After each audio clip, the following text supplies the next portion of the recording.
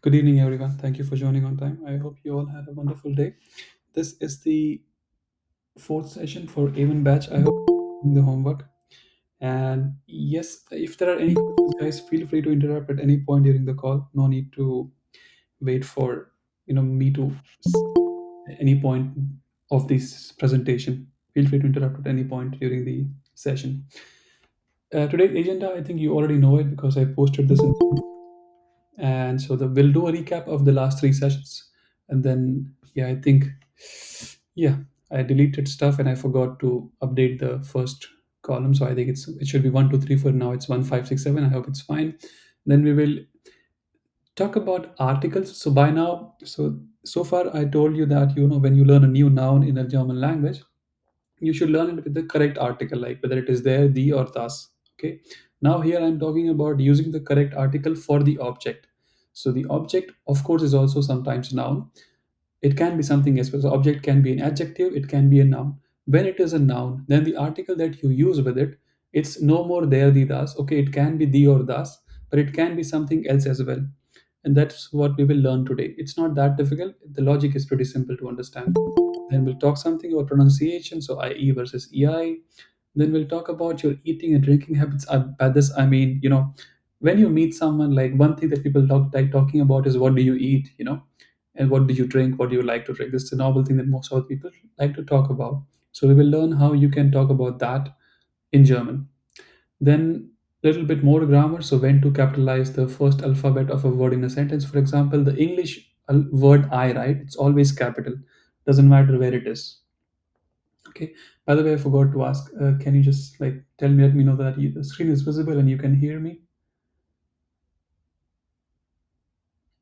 Can someone? Yeah, perfect, perfect. Thank you very much. Then we'll look at writing emails. Again, I don't have to teach you this.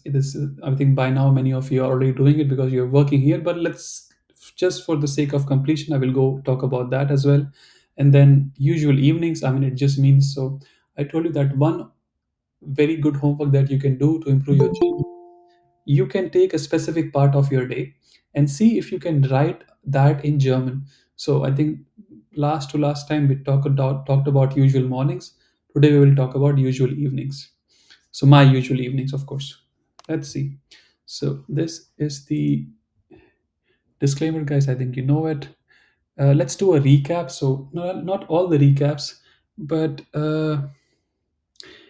hmm, I don't think a recap is needed. If there is someone who is joining for the first time, if they have, please ask. Otherwise, I don't think a recap is necessary over here. So uh, let's talk about, although this is not part of the agenda, I want to talk about it. Okay, conjugating verbs in German language. Don't try to read everything on the slide. Just follow me. Okay, just try to be there on the slide what I'm talking about. Okay, so what does conjugating mean? I think it's very obvious. For example, if I say I read, and then I have to say I will say he reads, then the spelling changes, right? So read becomes reads, right? Similarly, German also has this is called as conjugating verbs. So depending on the noun, you will change the spelling of the verb, and of course how it is pronounced. Uh, Now you will say, okay, then what about present tense, past tense, future tense? We have that, but today we will only focus on present tense. Let's get some background into it. Okay. So you will need verbs to do at least two things. Okay. The first thing that you do with a verb is you describe a state, right? Let's say describe a state of an object you're talking about. Let's say you are walking down the street, or let's say you go to supermarket and you see some guy or some person, and and that person happens to be a guy, and they look really handsome, right? In your head you go es hübsch, right? Or you go outside, you're walking down the street and it's really cold. You'll say es ist kalt. Here you're just describing state of something, and that something happens to be the object. The other thing that you can use verbs to do that is you can use verb to describe an action, right? Action being done by the subject you're talking about. For example, sie tanzt. So here it's obvious, I'm saying she is dancing or she dances, right? Here you're describing an action that is being done by the subject. Now, to use the verbs correctly, okay, you have to learn how to conjugate the verbs. It's obvious. What do I mean by conjugating the verbs? It simply means changing the spelling of the verb and thereby the pronunciation. Okay, not pronouncing, pronunciation.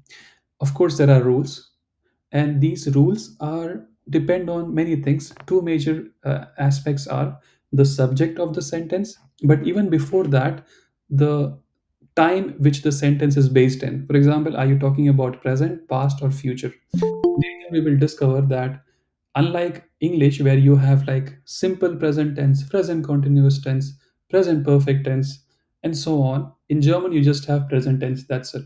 Okay, just one. In past, there are three ways actually, uh, but we'll go into that later. And there is also future. There is only just one. Okay, they say futur eins, futur zwei, but there's just so German language is easier than English, if you ask me. So let's focus only on present tense. Okay, when you focus on present tense, uh, present tense, there are then so in this session we'll only focus on conjugating verbs in sentences which describe present case scenario. But for this as well, we need to be able to identify which kind of a verb you are dealing with. So again, present tense, and then here only we are only focusing on verbs which we will use in present tense. Okay. Now to be able to conjugate it correctly with respect to the subject, you have to know which kind of a verb is it, whether it is a regular verb, irregular verb, or a mixed verb. Now in real life, nobody is ever going to ask you what are different kinds of verbs.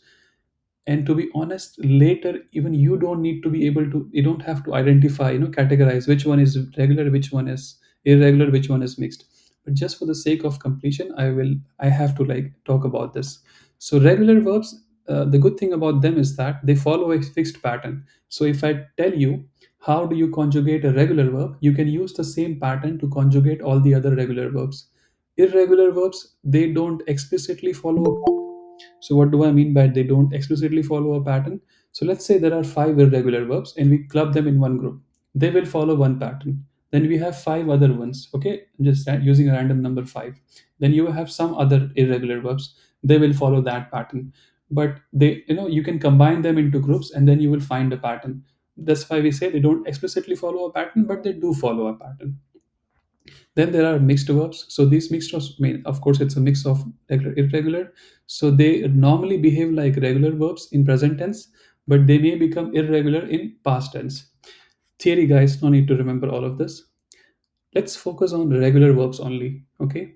Now, whenever you learn a verb, for example, tanzen, lesen, so when you are saying the verb, and these are called as infinitive, or how do you say, a normal or grund form of verbs. Like, so if I ask you how to say to talk, you will say sagen. You will not say sage. You'll say sagen because that is the infinitive form. So whenever you are learning a verb, learn the verb in its infinitive form. Any questions, guys? Please ask. Let's look at these three verbs: tanzen, wandern, segel. Anyone knows? So tanzen is obvious; it's dancing. What the other two mean? Wandern is hiking. Okay, and the other one? Wrong. Sailing, Sorry, seagull. I'm just guessing. Sailing. you sailing like on a boat, right? Via boat. That's Yeah. correct. Yeah. Yeah, yeah. Okay. Okay, that's correct. Uh, why I chose these two examples, right? Because these are very common hobbies amongst, at least, I mean, like the German guys I know. So wandern is like it's like even you, if you're already in German, then you must have gone at least once. The second time you may or may not go, depending on what your legs are saying after the first hiking. Okay, and Zegen also is very common, at least like among the guys I know. So let's look at these three. Okay, now let's look at, so all these three are ending in n. Okay, n, but so Vanden is ending in ERN. This Zegel is ending in ELN. Let's look at the verbs. So I will just take Tanzen, and you can use, I will show you a pattern how you can conjugate Tanzen. And whenever you see another regular verb which is ending in en, you can use the same pattern. So what do you do is you take Tanzen and you separate the en, and what you are left with is tans. By the way, this is the infinitive form. And when you separate en, what you are left with is, we call it the stem of the verb, or Verbstamm in German. Okay, Verbstamm. Now if you see over here, I have only listed ich, du, er, es, sie, and ihr. Why? Because for wir and zz, you can use the infinitive form itself. Is it clear what I'm saying?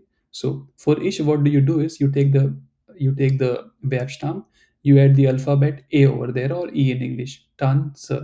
Depending on where you live, some people say it like Tanze or Tanza, depending on your city. Then for do you add st, for rsz you add t, and for ia you add t over here. Now you may say that okay, for rsz and for ia it's the same thing.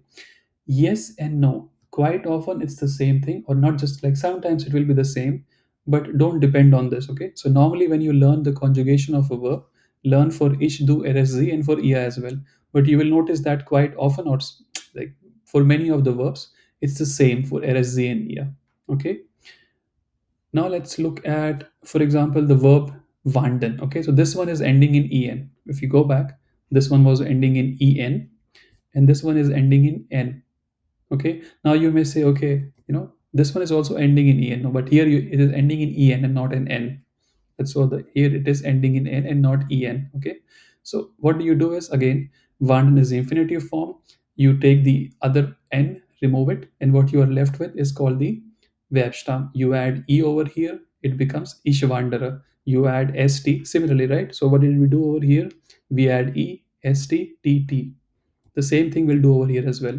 E, st, t, t. Followed? Questions?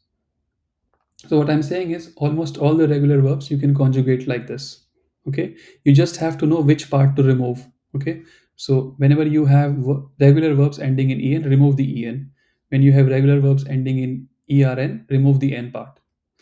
What about this one? This one is ending in eln, but we don't remove the eln. When we try to find the verb stem, we only remove n. So you have to be careful over here.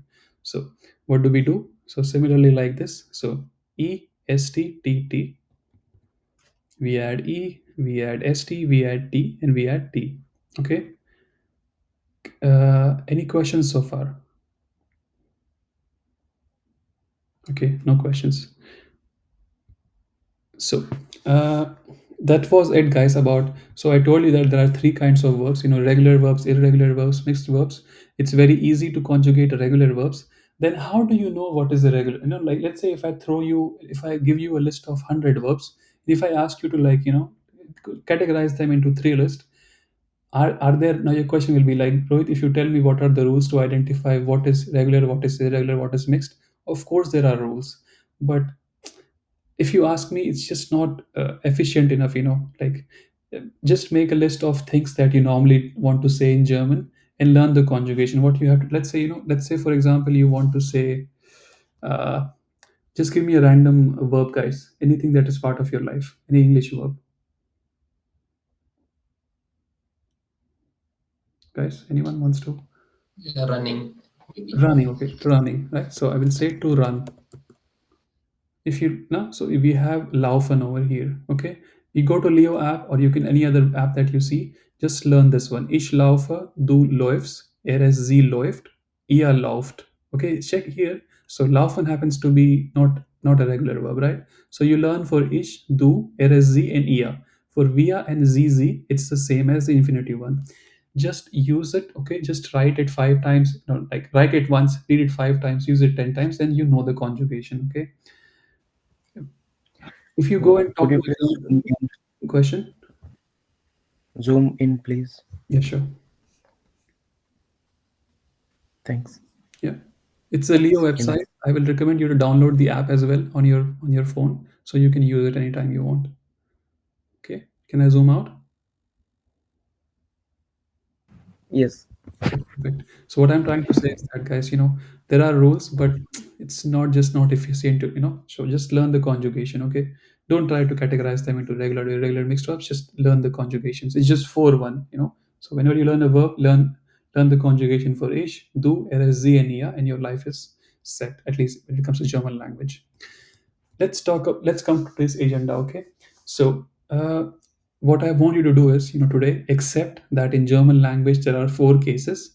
And like, why do you need to this 4 cases? So whenever you have a noun in a sentence, okay, whenever you have a noun in a sentence and you are using an article with the noun, doesn't matter the noun is the subject, object, or wherever it is, how the article is, so which article do you have to use, that depends on in which case that noun is, whether it is nominative, accusative, dative, genitive.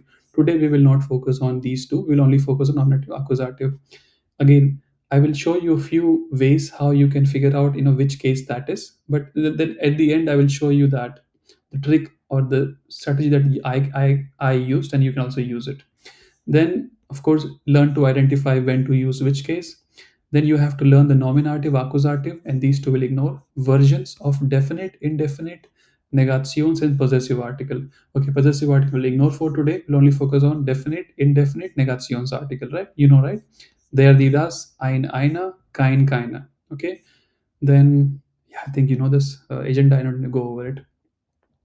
This was a homework for you guys. I don't know if you noticed. So I had requested you to make a list of activities that you do, that you like or not like to do daily, weekly, monthly, yearly. For example, daily you brush your teeth, you go to office or you work. Weekly you may go shopping, like shopping, grocery shopping. Yearly you may fly, go on a vacation. Monthly you may go to the ATM to, take some cash out of the ATM machine, or things that you have to do daily, weekly, month, taking the trash out. I mean, there is nothing like or not like, you just have to do it. And this homework is irrelevant. What I want to do is, right, let me just write it over here. Learn the conjugations for each verb that describes these activities. Okay, learn it. Please just mug it up. Okay. Don't You can use rules. Yeah, as I said, but it's just best to mug it up. Now let's see. Let me go into screen share mode. Any questions, guys? Feel free to ask because this is very crucial. Uh, let's see, using the correct article for the object in a sentence. So, why am I focusing on object? Because normally, subject, whenever a noun is the subject of a sentence, there the article is almost always nominative. That's mean there the thus. So for example, let's look at these. I know, don't try to read the slide, just follow me what I'm saying. So far you have learned how to describe some activities that you like or do not like to do, right? Or have to do. For example, ich lese, ich schreibe. But there is information missing, right? So what are you reading and what are you writing? If you want to provide that information, then you will have to say, ich lese das Buch, ich schreibe das Buch. Okay. In the German language, just for now, accept that das Buch is in accusative case. Okay, just accept for now. We'll just get into that. It is an accusative case. So what does it mean? It just simply means that an action is being done on the book. In this theory, who is reading the book? I am reading the book. This, or you are do lease this book. So an action is being done on the book. So this is why it is accusative. Just accept whenever it is an action is being done on the object, it is accusative. That means if I use the verb, if I just say thus is, if I use the verb sein, so sein does not describe any action, right? It simply describes a state. For example, es ist kalt, es ist, stuff like that. There is no action being done by the verb. But verbs like lesen, schreiben, there is an action. Again, if you cannot follow, don't worry. At the end, I'll give you a trick to remember when something is accusative, dative, and blah blah blah. Okay, so I have the chair. Okay, can someone read the sentence for me? Ich habe den Stuhl. Okay, so ich habe den Stuhl. So habe is the verb and it has been conjugated for ich, right? So the verb is haben. Ich habe, du hast, er, sie hat, ihr habt, wir haben, sie haben. Okay, so again, now if you use that logic, I said like action is being done, that logic fails over here because you're just saying I have, there is no action, you're just describing here. Also it's also a state, but again that logic is not foolproof. So here it is accusative, and you can, there stool is, guys, there the thus, any idea? Stool is there the thus, guys, what is it? There. Masculine. Der There. There's Stuhl. two. Der There's Stuhl. two. Yeah, but I don't use there, I use then. Okay, so remember this, and you don't have to use there, you have to use then. This example, please read it for me. Ich habe die Tasche. Okay, Tasa is there the thus normally. Die Die Tasche. Taste. The Tasa, Some of feminine. you are saying Tasha. Tasha is something else. It is sir. Okay, sir, Yeah. like uh, Tasche. yeah. Tasa.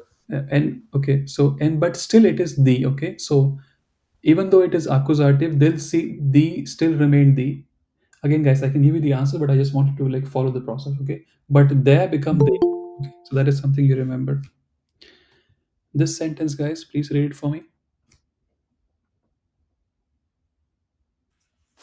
Ich habe das Fenster. And Fenster is normally what? There, the, thus. Their Fenster. No. Nahi, This, das Fenster. yeah, because if it would have been there, it would have it now it would have been become then. So das also remains Yes. thus. And this one I will read. Ich habe die Tabellen, and Tabellen is plural. Okay, and normally it is the, and it also remain three. So what did you understand? So this is the table that you have to remember, guys, and it's very easy to remember. Okay, so masculine, feminine, neutral, plural. You know that, right? Nominative, it is there, the, thus, the, and when you go from nominative to accusative, the others remain the same. For example, feminine remains the, neutral remains thus. This one remains the. Only masculine changes, and it becomes they. Okay, let's look at unbestimmte article, like indefinite articles. So you have eine, and plural does not exist, of course. Again, when you go from nominative to accusative, what do you see? Only this one changes, masculine ones. It becomes einen, and these remain the same. Let's look at negationsarticle, keine. What change that you see? Only for masculine. So kein becomes keinen, the other remain the same.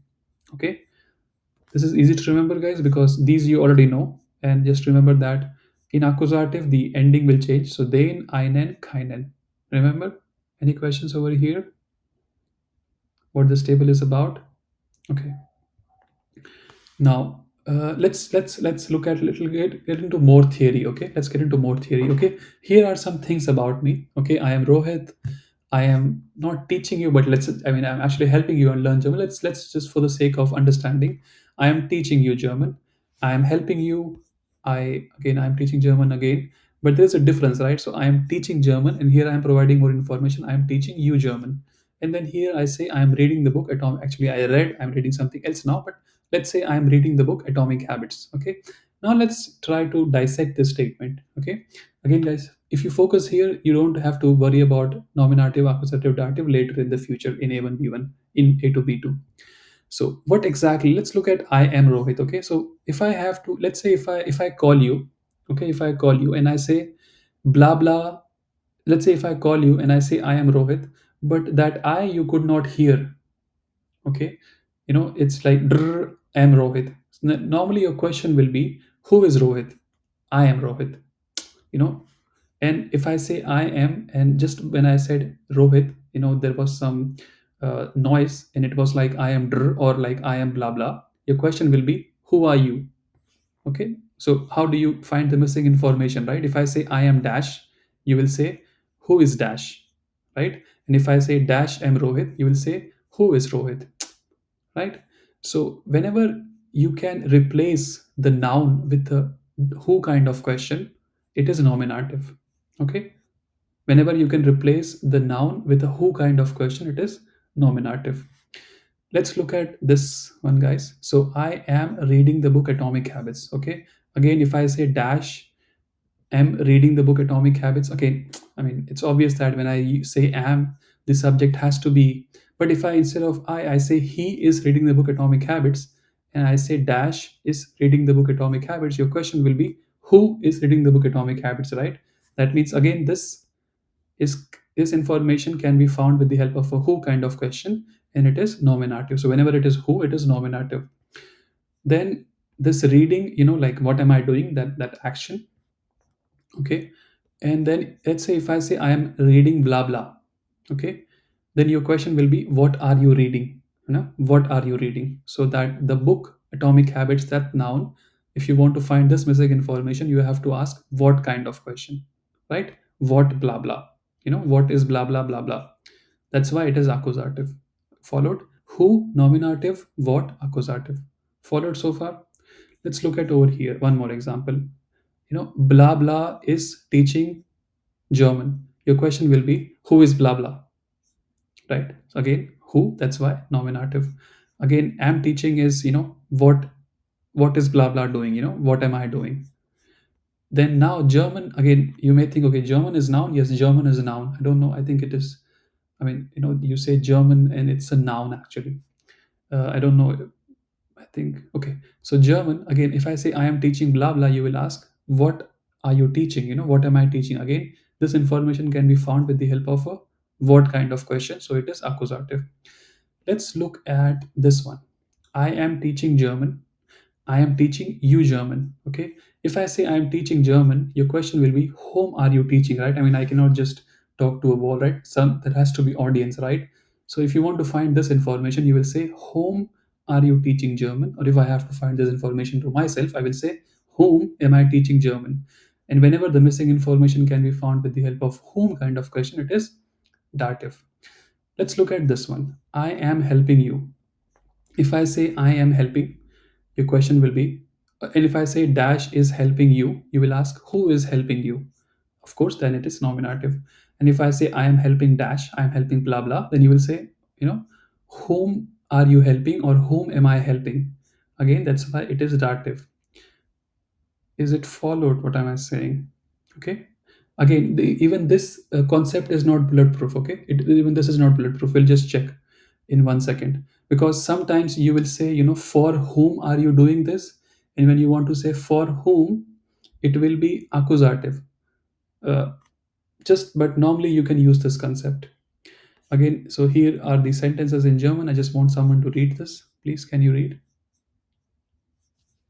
Ich bin Rohit. Yeah,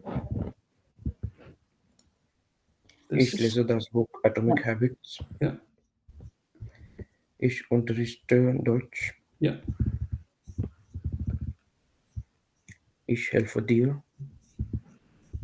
Ich unterrichte dir Deutsch. Okay, ich unterrichte ja Deutsch. Again, the same questions, you can, for example, to say, who are you? I mean, I know it's a famous question, who am I? So how to say, wer bin ich? Okay, so if you want to think it, if I have to say it in German, immer wenn du fragen kannst, wenn du die fehlende Information finden kannst mit der Frage wer, dann ist das Nominativ. Wenn die Frage, again, hier, also hier auch, die Frage ist wer, also wer ist Rohit. Aber hier, wenn ihr aufpasst, also hier ist, was liest Rohit? Okay, die Frage ist was und nicht mehr wer. Deswegen ist das hier ein Akkusativ. Passt hier auf, okay? Blabla unterrichtet Deutsch. Dann die Frage ist, wer unterrichtet Deutsch? Also wer, deswegen Nominativ. Hier, ich unterrichte Blabla, also was unterrichte ich? Nochmals, die Frage ist was, deswegen Accusative. I hope you could follow this right. Again, as I said, this is a very good concept, but even this is not bulletproof. So what is bulletproof then? I will give you a very simple trick. Before we go that, okay, so I hope you could follow that. So far, please read these sentences for me. So this one, and this one. Ich lese das Buch. Ich lese den Vertrag. Ich lese die PDF-Datei. Okay, PDF data. PDF. You're reading PDF, here. Okay. PDF-Datei. Now, if I say each laser blah blah, what will be your question? What are you reading? Like No, in German, please. In German, please. was lässt du? Was liest du, right? So that's why Was this lässt das book can be a question with the help of a was, and that's why it is accusative. But as I said, in accusative, only masculine changes, right? That's why ich lese blah blah, der Vertrag, and that's why it is den Vertrag. Clear so far? Questions? Okay. So please just read all these sentences one more time for me from here to here, just so that somebody can practice their spoken German. Ich Ich lese lese, das Buch. Ich lese die Bücher. Ich lese den Vertrag. Ich lese die Verträge. Verträge. Ich So lese how do you read this part out loud in a word? What is the trick? er, Yeah, AI, yeah, yeah. ja. Verträge, Verträge. Ja. Ich lese das PDF-Datei. Ich lese die PDF-Dateien. Okay, thank you very much. All right. So I guess this concept is clear, guys. Any questions about this? Just remember this table. Just remember this table. I'll give you the trick. You know, You don't even have to like follow all of this. I'll give you a very simple trick. So remember this table, just I mean, whenever I remember, just know like nominative cases and accusative only masculine changes, the other remain the same. Okay. All right. Let's before we I give you the complete trick. Let's look at IE versus EI. I think we discussed this before as well, right? So this is something about pronunciation. Whenever you see, so I will. So I'm talking in English right now. So whenever you see IE, it is read as E in German. Whenever you read EI, it is read as I in German. It's complicated. Not complicated, but if you could follow, it's obvious, right? So, and how important is this for a beginner? Very important because this pronunciation. Okay. And how important is this for like someone after A to B1? It's even more important because then if you make these mistakes, it sounds very silly. Can you just read these words for me? Eis, Yeah. Mitte, Reisen, Weisen, Weinen. What is whites? What is this? What do they mean? Please give me the meanings from left to Uh, right. yeah, Ice ice cream, cream. Yeah. meter rent, risen trip, Travel. Travel. uh, travel, weizen wheat, wheat the cereal, Yeah. weinen, Crying or weeping. What did you say? Weekend? no, Weeping, crying. weeping, Yeah. crying, Yeah. Yeah. Cry. Correct. Okay. Uh, That's perfect. So I think it's obvious, right? So what do I mean, right? So it's ice and not ease. It's meter and not might. I think you guys know this.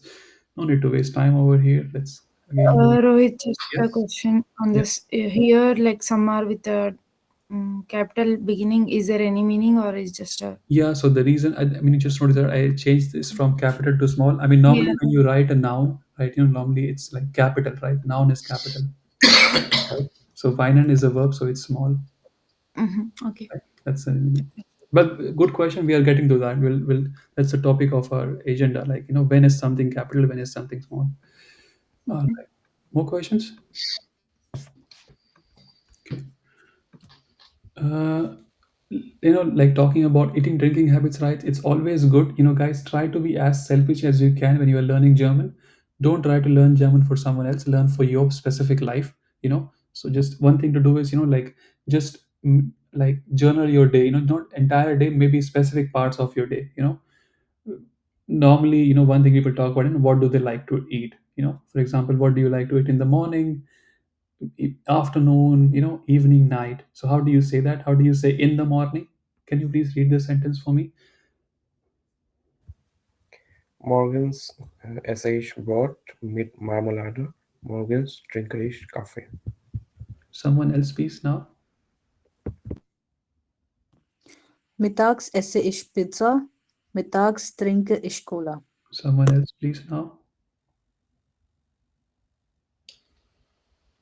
Abends esse ich Salat, abends trinke ich Tee. Okay, so I hope it's fine. So when I say morgens, it means in the morning. When I say mittags, I mean in the afternoon. When I say abends, I say in the night or evening. I think abends means evening. Now, what do you notice? I always say that you have. So I think this was A2, like second session, right? I say subject, verb, and then you may or you may not have object, right? And I told you verb is normally at the second position, and the subject, like verb is always at the second position when you're a statement, and the subject may or may not be, like it can be before or after. So now if I say ich esse Brot, I'm just saying ich esse Brot. But if I want to say in the morning, so I will say morgens. And because morgens took the position of ish, all ish can do right now is just take the position after the verb. Okay. Mit is obvious, right? What does mit mean? Mit means, guys? With. With, right? With Yeah, so I think all these things are clear. Cafe is cafe. Marmalada. I don't know. I know what Uh, jam. I think. Yeah, yeah. Yeah. jam, Rohit, one question. So, if Yes. I have to say a sentence like, I eat bread with marmalade in the Yeah. morning, So you then can, I would. if you want to say in the morning, like if you really want to put morning towards the end, you can say ish essa.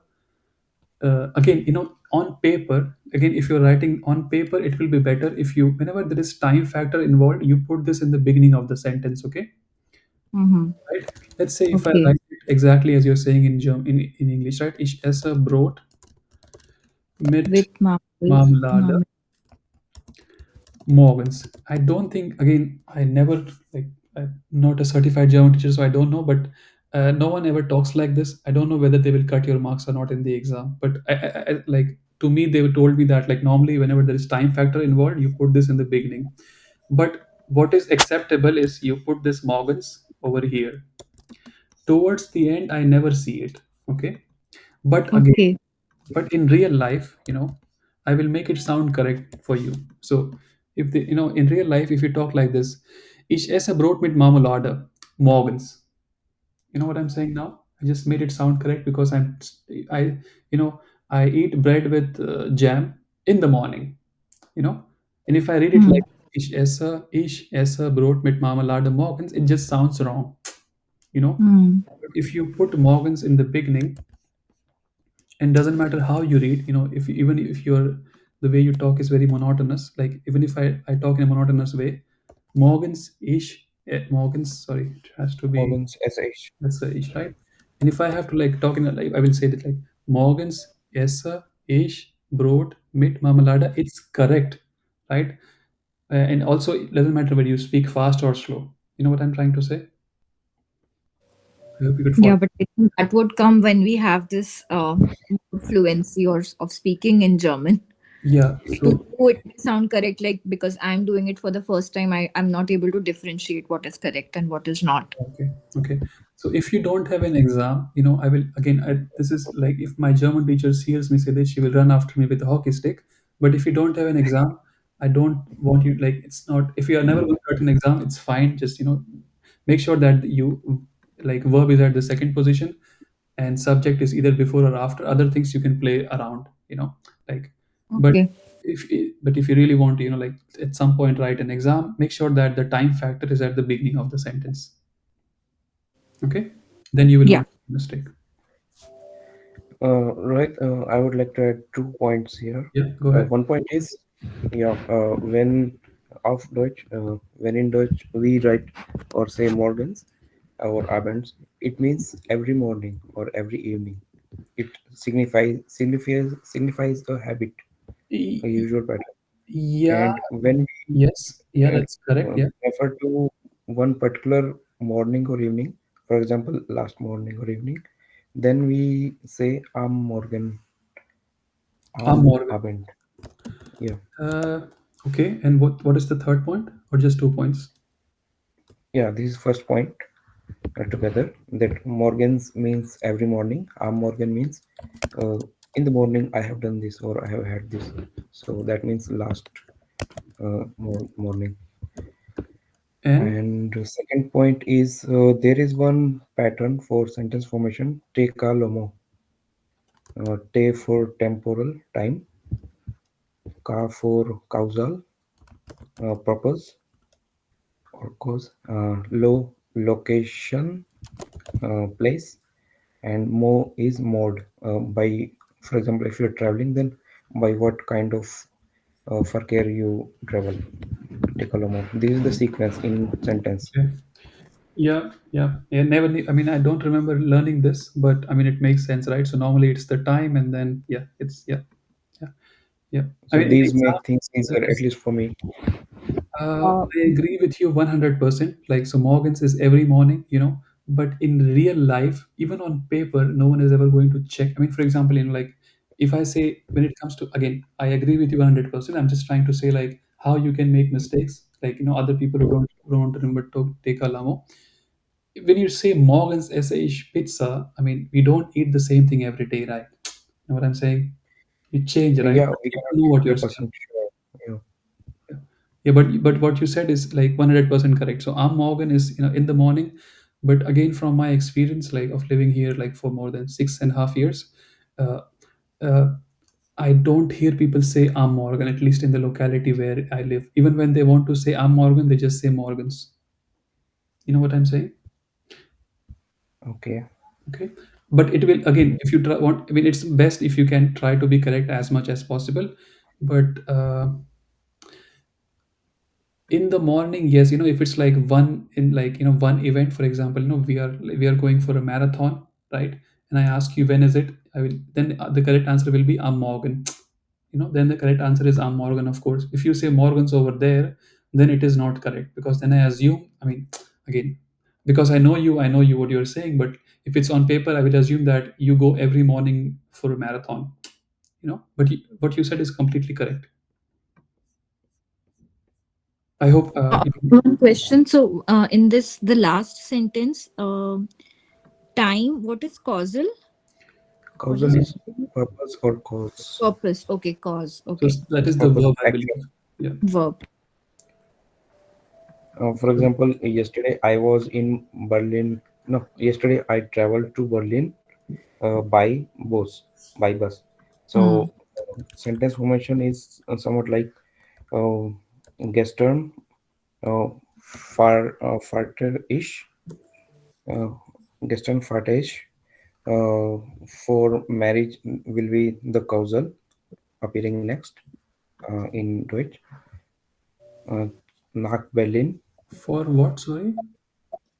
For marriage, for friends' marriage.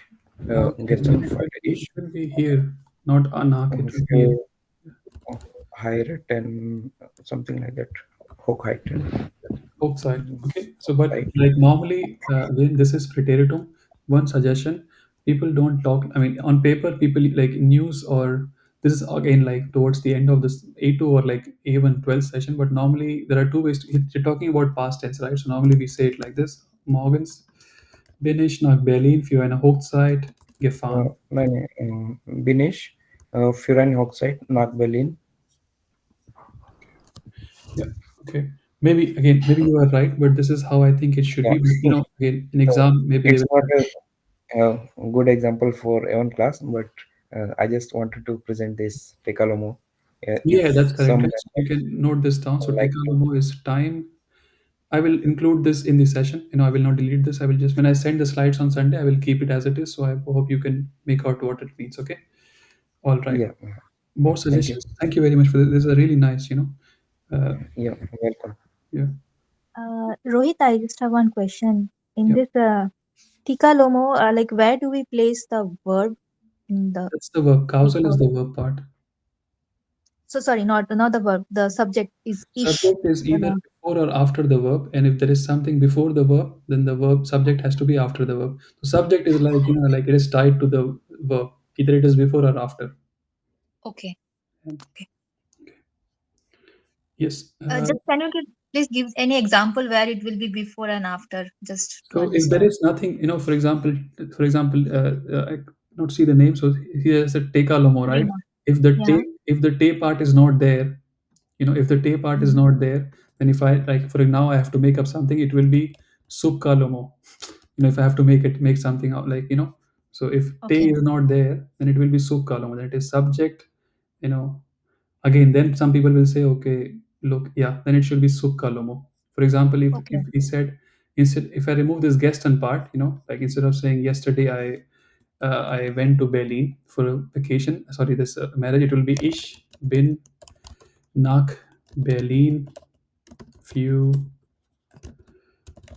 eine Hochzeit gefahren. Could you follow?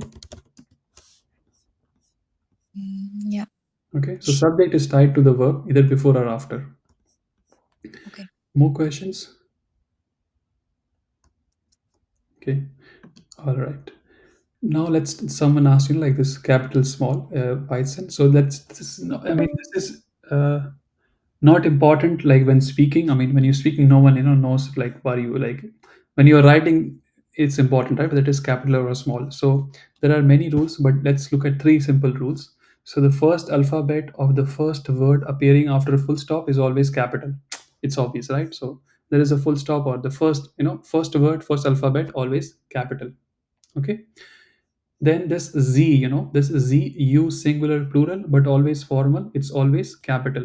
It's something like the I of English, right? It's always capital. Doesn't matter where it is in the sentence. Then the first alphabet of a noun, irrespective of where it is placed. So whenever it is a noun, the first alphabet is always capital. Questions? It's easy to follow, right? No need to remember. Like Z, S is capital always, singular, plural, U like formal. Noun always capital. After a full stop, of course, it's common sense. Questions? No questions. Let's look at emails, guys. Again, don't have to help you, but you will know this already. Let me just very quickly skim over it. There are many ways to write emails, guys. Uh, but if you are preparing for an exam, I think this will help you. So again, let's look at it like, let's say you are writing an email to someone and you have no idea who the recipient of the email is. Let's say if you're writing an email to your SIM card service provider, okay, then you normally go with this. You say sehr geehrte Damen und Herren, okay, comma, and at the end you have mit freundlichen Grüßen. It means many greetings have, like, like nice greetings. I really don't know what, like, you have to check. Freundlich normally means friendly, grüßen means greeting. Ignore all that, just use this, okay? First name, last name, okay? Of course, I mean, I wrote like, because I mean, F is small does not mean you have to like make the first alphabet of your name small. It's just, I mean, this is from programming. I apologize for this. So if I have to write my Rohit, so it should be R capital OHIT and the surname first, and then you could follow, right? If you know on the other side the recipient is a woman, okay, that person is a woman, everything remains the same. Zia Geata, Zia Geata. You write their last name, okay? You write their last name and you write Frau. It's something like, Miss or Mrs. Okay, in German we don't have like Miss or Mrs. We just have Frau, okay? And then this one remains the same. Then what if you know the recipient is a man? Then here just be careful. It's Geerter, okay? And then here and then their last name. Again, sometimes let's say if I'm writing, I mean, this Zeagate is like, you're being very polite. You're saying it is something like respected, okay? You don't have to be like that. Like hello works all the time. Hello, I mean, it's not disrespectful. It's just, you can use it whenever you want, right? Hello. Again, remove Zeagate, just add hello, and that's it. Hallo Damen und Herren, hello Frau, hello Herr, okay? uh, and then this mid foundation Bruson, it's also like, if you don't know, like, how, which grading should you use this one. But if you are close to them, like if you send them an email, if they reply with viele or liebe Grüße, you can reply it with the same thing, okay? And let's say you are writing to someone, and I mean, I mean, normally you use this when you're applying for a job, right? And like when you want to be nice, and if there is, let's say if you're writing to the service provider, and you can just write hello, it's still fine, but let's say if you're writing to the professor or to your boss or applying for a job, please use all this. If you hello, again, it's not disrespectful, but it works all the time. Let's say if you're writing me an email, I mean, I don't expect, but if you really want to like do it the proper way, you will say hello and Rohit, you know and then yeah, I wrote this two times because yeah, it's the same thing. Hello, it's the same thing. Okay, viele liebe, you can say viele Grüße or liebe Grüße. Okay, what I want you to remember is this part.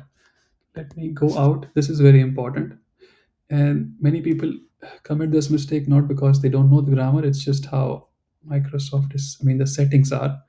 So I said, right, in English, right, we say, if we start with, dear, respect, or whatever and you put comma, and from here you start, this is counted as a new sentence, right? So let's say if I write something over here, that means in English that first alphabet has to be capital, but in German, it's the same sentence. So you say sehr geehrt Damen und Herren, and the sentence continues.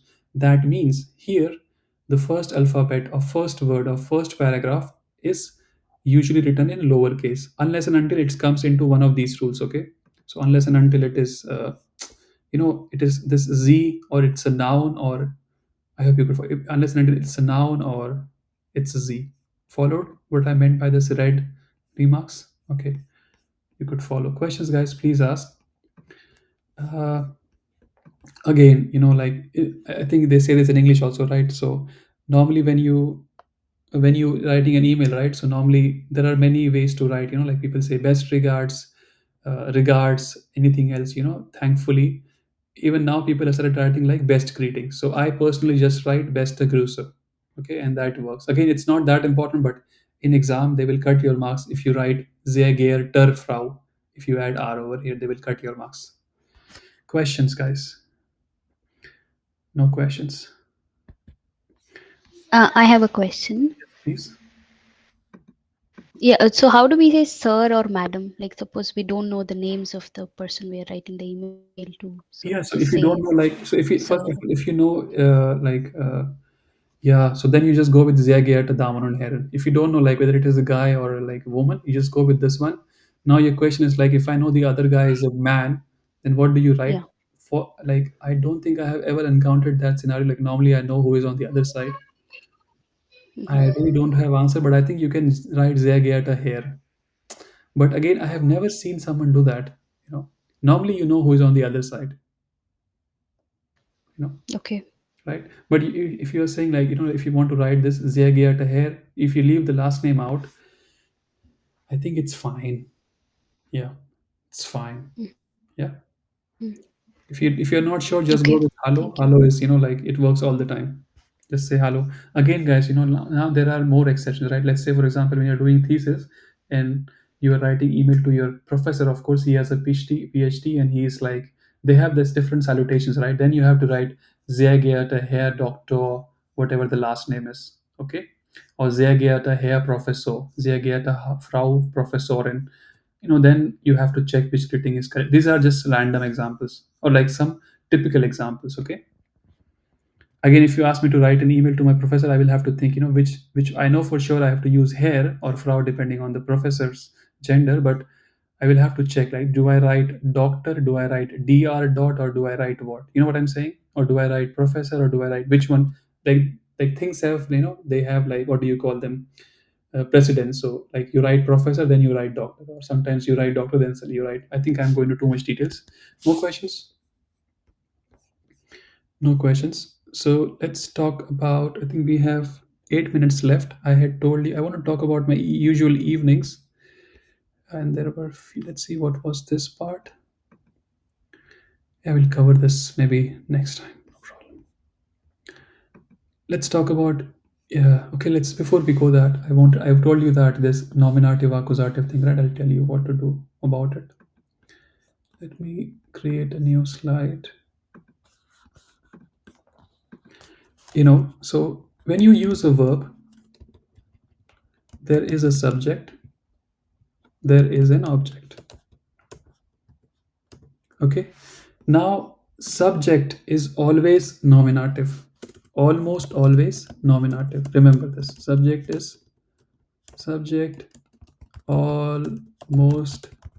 I'm using almost because I'm not sure. There will be some verbs which require the subject to be now. That's why I'm saying almost, but you can just say always. Okay. Always nominative. Object. Okay. Object is nominative for two verbs. There can be other verbs as well, but for two verbs, sein and werden. You don't know werden, you will learn this later, I think in A2, but just remember sein, okay? So object is nominative for two verbs.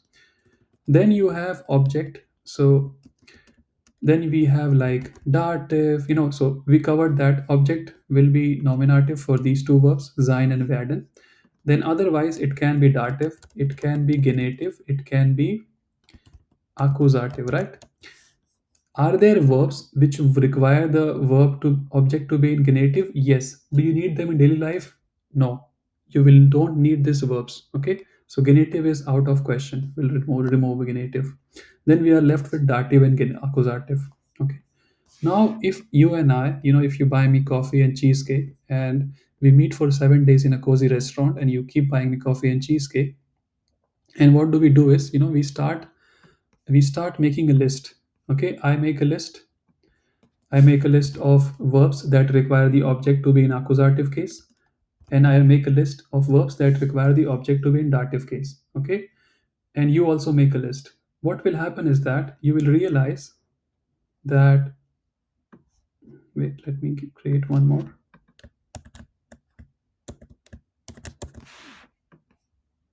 So we both make a list.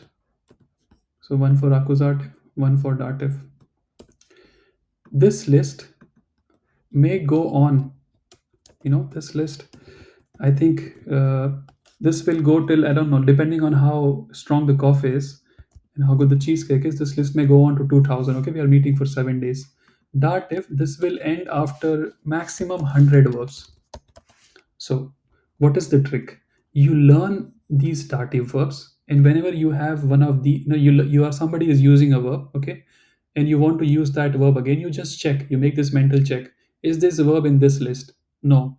Then by default, check whether is this verb sein werden. No. Then it has to be accusative. Could you follow, guys, what I just said? Any questions? Otherwise, this is all I have to say Could about you it. please repeat if you don't mind?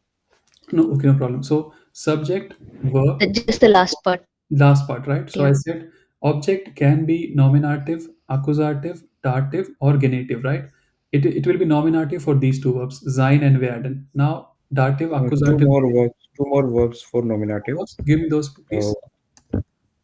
bleiben and heißen. But bleiben does not have an object, right? I Okay, checked one heißen, translation yes. just now. And bleiben, give me an example, please. Uh, I stay one reader. I stay a reader. Ich bleibe ein Leser. What was that? I'm not sure. Leser. Hyson, I agree with you 100%. I don't know why I didn't think of it, but I mean, Hyson is like normally obvious. Bleiben, I'm not sure. Just check. Okay, I'm not sure about Bleiben. Okay, we may check that. Yeah. Then just coming back to her question. Thank you for the input. Thank you very much. Hyson Yeah, is also there. Now I know. yeah, Dative, yeah. accusative, genitive, right? So I tell genitive, you need to know genitive, but you don't need to be aware of the verbs which require the object to be in genitive case. Dative, accusative, as I said, if we sit down and make a list of verbs that you and I, or we all need for daily life, the list of dative verbs, again, there is nothing called as dative. It just means that the object will be in dative case. That list will not have more than 100 verbs for daily life. Accusative, the list may go on. Okay, I just stopped at 2000 because an hour has 60 minutes, and if you say one sentence, then you can, if you have 2000 verbs, you can speak for 8 hours, and you don't speak for more than 8 hours in a day, right? That's why I'm saying 2000 is enough. So whenever someone uses a verb in front of you, you hear it. You watch a movie and you hear someone using that verb, and you also want to use that verb. Now the question is whether the object with that verb is accusative or dative. Make this mental check: is that verb part of that list? If the answer is yes, then the object will be dative. If the answer is no, then by default it is accusative. Does that answer your question? Yes, yes, Rohit. Okay, again, like, of course, sometimes, like, no, sometimes, many times the sentence will have two objects. Okay, sentence will have two objects. Then we have to check what is the direct object of the sentence, and then the direct object will be accusative and the indirect will be dative. Example of direct indirect object, let me use that example of my daily life. I am teaching, right? So what is the direct object? German, right? So if I say I am teaching, normally you will ask, what are you teaching? That is the direct object, and you is the indirect object. Okay, but that logic does not apply over here, because when you use the verb helfen comes in that list of dative verbs. Okay, this gets more clear. Again, this is just the fourth session, guys. We'll talk more about it. Okay, but I hope I could help you with this. This where was that, this list thing? Okay, any questions, guys? Please ask. Otherwise, yeah, the meeting will end in like 10 seconds. Thank you very much for joining. Please subscribe the newsletter if you can. I will share the slides on via newsletter on Sunday. Thank you very much for joining. Have a nice weekend, guys. Thank you so much. Most welcome. Most welcome. The call will end, Thank you. guys, anytime. Thank you. Thank you. Thank you. Thank you. Thank you. Hello. Thank you. Thanks a lot. Thank you. Thank you.